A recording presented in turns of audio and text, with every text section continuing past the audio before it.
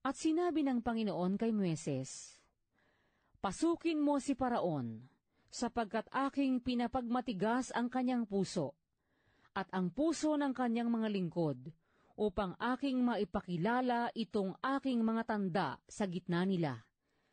At upang iyong maisaysay sa mga pakinig ng iyong anak, at sa anak ng iyong anak, kung anong mga bagay ang ginawa ko sa Ehipto, at ang aking mga tandang ginawa sa gitna nila, upang inyong maalaman na ako ang Panginoon." At pinasok ni Moises at ni Aaron si Paraon at sinabi sa kanya, "Ganito ang sabi ng Panginoon, ng Diyos ng mga Ebreo, hanggang kailan tatanggi kang mga yupapa sa harap ko? Payaunin mo ang aking bayan, upang ako'y mapaglingkuran nila. O kung tatanggihan mong payaunin ang aking bayan, ay narito, bukas ay magdadala ako ng mga balang sa iyong hangganan, at kanilang tatakpan ang ibabaw ng lupa, na walang makakakita ng ibabaw ng lupa, at kanilang kakanin ang naiwan sa nangaligtas, na itinira sa inyo ng graniso, at kanilang kakanin ang bawat kahoy na itinutubo sa inyo ng parang. At ang inyong mga bahay ay mapupuno, at ang mga bahay ng lahat mong lingkod, at ang mga bahay ng mga Ehipsyo, na hindi nakita ng inyong mga magulang, mula ng araw na sila'y mapasalupa hanggang sa araw na ito." At siya'y pumihit at nilisan si Faraon. At sinabi sa kanya ng mga lingkod ni Faraon, "Hanggang kailan magiging isang silo sa atin ang taong ito? Payaunin mo ang mga taong iyan upang sila'y makapaglingkod sa Panginoon nilang Diyos.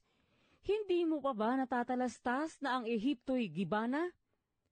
At si Moises at si Aaron ay pinapagbalik kay Faraon, at kanyang sinabi sa kanila, "Kayo'y yumaon, maglingkod kayo sa Panginoon ninyong Diyos, datapwat sino-sino yaong magsisiyaon." At sinabi ni Moises, "Kami ay yayaon, 10 ng aming mga bata, at 10 ng mga matanda, 10 ng aming mga anak na lalaki at babae, 10 ng aming mga kawan, at 10 ng aming mga bakahan.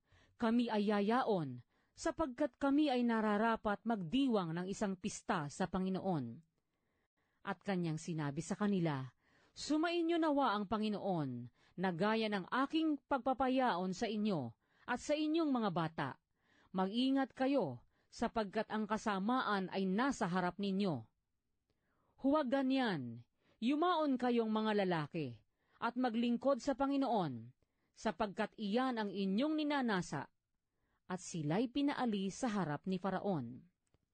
At sinabi ng Panginoon kay Moises, "Iunat mo ang iyong kamay sa lupain ng Ehipto, upang magdala ng mga balang, at bumaba sa lupain ng Ehipto, at kumain ng lahat na halaman sa lupain, yaong lahat na iniwan ng graniso."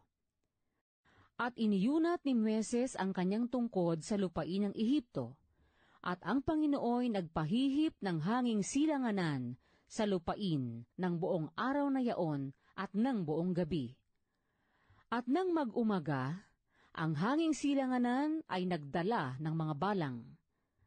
At ang mga balang ay bumaba sa buong lupain ng Ehipto, at nagsipagpahinga sa lahat ng hangganan ng Ehipto. Totoong napakakapal. Bago noon ay hindi nagkaroon ng gayong balang, at hindi na magkakaroon pa pagkatapos noon ng gayon. Sapagkat tinakpan ng mga yaon ang balat ng buong lupa, na anupat ang lupain ay nagdilim, at kinain ang lahat na halaman sa lupain, at ang lahat na bunga ng mga kahoy na iniwan ng graniso, at walang natirang anumang sariwang bagay, maging sa punong kahoy o sa halaman sa parang, sa buong lupain ng Ehipto. Nang magkagayoy, tinawag na madali ni Faraon si Moises at si Aaron, at kanyang sinabi, "Ako'y nagkasala laban sa Panginoon ninyong Diyos at laban sa inyo. Ngayon nga'y ipatawad mo, isinasamo ko sa iyo ang aking kasalanan, na ngayon na lamang at idalangin niyo sa Panginoon ninyong Diyos na Kanya lamang ilayo sa akin ang kamatayang ito. At nilisan niya si Faraon at nanalangin sa Panginoon. At pinapagbalik ng Panginoon ang isang napakalakas na hanging kalunuran na siyang nagpaitaas sa mga balang at tumangay ng mga yaon sa dagat na mapula. Walang natira kahit isang balang sa buong hangganan ng Ehipto. Datapwat pinapagmatigas ng Panginoon ang puso ni Faraon at hindi niya pinayaon ang mga anak ni Israel. At sinabi ng Panginoon kay Moises, "Iyunat mo ang iyong kamay sa dakong langit, upang magdilim sa lupain ng Ehipto, ng kadiliman na mahihipo." At iniyunat ni Moises ang kanyang kamay sa dakong langit, at nagsalimuotan ang dilim sa buong lupain ng Ehipto na 3 araw. Sila'y hindi nagkikita, at walang tumindig na sinuman sa kinaroroonan sa loob ng 3 araw, kundi lahat ng mga anak ni Israel ay nag-ilaw sa kanikanyang tahanan. At tinawag ni Faraon si Moises at sinabi, "Yumaon kayo, maglingkod kayo sa Panginoon. Inyo lamang iwan ang inyong mga kawan at ang inyong mga bakahan. Isama rin naman ninyo ang inyong mga bata." At sinabi ni Moises, "Ikaw ay nararapat ding magbigay sa aming kamay ng mga hain at mga handog na susunugin upang aming maihain sa Panginoon naming Diyos.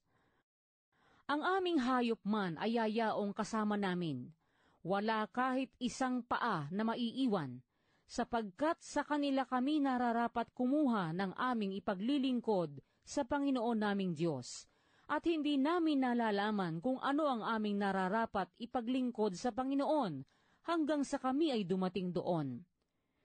Datapwat pinapagmatigas ng Panginoon ang puso ni Faraon at hindi niya pinayaon sila. At sinabi ni Faraon sa kanya, "Umalis ka sa harap ko. Iyong pag-ingatang huwag mo nang makitang muli ang aking mukha, sapagkat sa araw na iyong makita ang aking mukha ay mamamatay ka." At sinabi ni Moises, "Mabuti ang sabi mo, hindi ko na muling makikita ang iyong mukha."